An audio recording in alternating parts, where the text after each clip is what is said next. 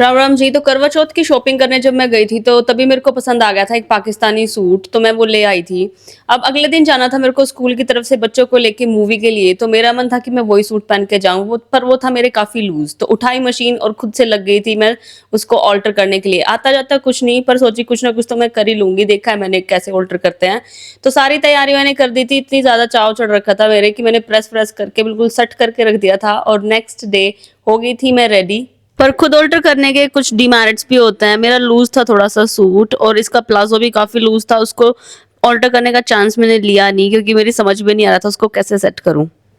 मैंने अपना पुराने वाला प्लाजो ही पहन लिया था। पहुंच गए थे स्कूल और जाते बिठा लिए थे बच्चे बस में और निकल दिए थे मॉल के लिए। पहुंचे थिएटर और सबको सीट पे बिठाया, हो गई थी मूवी शुरू। आप भी देखो कुछ झलक मूवी की।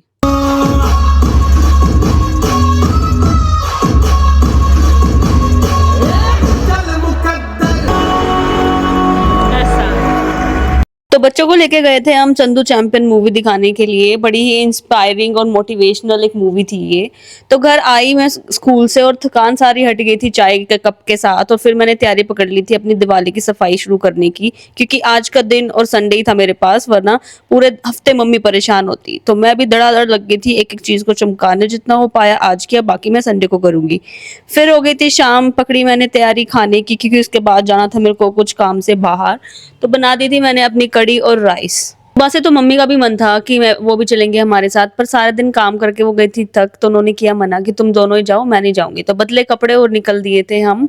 पास में ही खुला था हमारे यहाँ पे एक जूडियो, तो मैं सोची राहुल चलो आज जूडियो को ही देखते हैं कि कैसे क्या वहाँ पे कलेक्शन है। तो हम निकल दिए थे जूडियो और मिल गए थे यहाँ पे थोड़ा जाम, तो यू टर्न लिया और पहुंच गए अपने। तो ये है टाटा ग्रुप का एक ब्रांड जिसका नाम है जूडियो। यहाँ पे बड़े ही रीजनेबल रेट में आपको कपड़े मिल जाएंगे, मतलब लो पहनो और फेंकते हुए तो सोचना ही नहीं पड़ता अगर उनका कलर फेड हो गया जो भी हो गया है।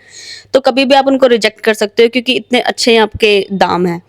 सबसे पहले गए हम लेडीज डिपार्टमेंट में। वहां पे जाके मैंने देखी कुछ टी शर्ट्स हाफ स्लीव्स की देखी, पर यहाँ पे मेरे को एक ड्रॉबैक लगा कि जो भी टी शर्ट मैं उठा रही थी वो ना बड़ी चौड़ी और छोटी थी, तो मेरे को ज्यादा अच्छी नहीं लगी। फिर मैं सोची कि हाफ स्लीव्स की पसंद नहीं आ रही तो फुल की ले लूं, पर फुल में भी वही था। फिर मेरी नजर गई इन बहुत सारी टी शर्ट्स पे, गई और देखी तो मिली सारी की सारी ओवर साइज। फिर मैंने रुख पकड़ा अपने ये शूज डिपार्टमेंट का, एक एक मैंने ट्राई किए वहां पे जाके।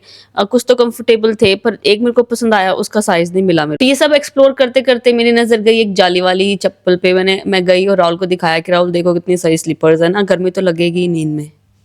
यहाँ पे मेरे को मेरे मतलब का कुछ मिला नहीं था, तो हम गए ऊपर वाले फ्लोर पे जो कि था मेंस डिपार्टमेंट। पहुंचते ही राहुल ने उठा ली थी अपनी फेवरेट कलर की व्हाइट टी शर्ट, पर ये काफी लूज लग रही थी, तो इन्होंने फिर इससे छोटा साइज ट्राई किया। हर ब्रांड का अपना एक अलग साइज होता है, तो सबसे पहले आपको जाते ही वो साइज चेक करना चाहिए, क्योंकि कभी कभी जो आपका साइज है रेगुलर उससे छोटा या बड़ा भी मिल सकता है, जैसे कि आज राहुल के साथ हुआ। तो एक के बाद एक हमने बहुत सारी टी शर्ट्स देखी, और मैंने सोचा कि नीचे तो मेरे को कुछ मिला नहीं, और मेरे को भी प्लेन टी शर्ट्स ही पसंद है या फिर लाइन वाली। तो यहाँ का स्मॉल साइज मैंने अपने लिए भी उठा लिया था।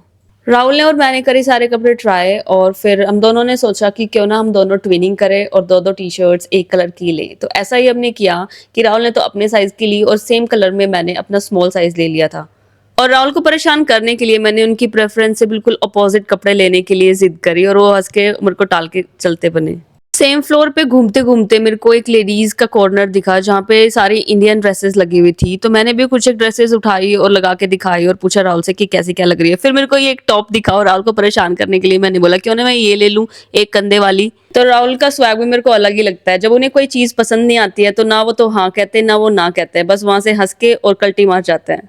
वहाँ पे कुछ लड़कियां मेरे को अलग ये ड्रेसेस ट्राई करते हुए दिखी, तो मैंने भी सोचा कि क्यों ना मैं भी ट्राई करूँ और ले लूँ एक ड्रेस यहाँ से दिवाली के लिए। कुछ कपड़े सिलेक्ट करने के बाद जब मैं मॉल को एक्सप्लोर करते करते आगे बढ़ी, तो नजर गई बड़ी यूनिक चीज पे, और मैंने इसको खोल के देखा तो वो तो निकले अपने बचे हुए कपड़ों से बने हुए झोले, या फिर हम थैला भी बोल सकते हैं।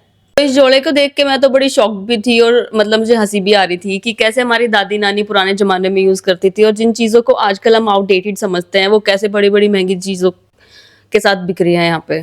आने ही वाली है, तो मॉल वालों ने भी क्या ये दिए से सजावट कर रखी थी, जगह जगह रख रखे थे दिए, पर एक भी जल रहा नहीं था। तो मगर राहुल एक माचिस दे दो मैं ही जला दूं, ये तो जला नहीं पाए इनको, और निकल दिए थे हम अपनी बिलिंग की तरफ।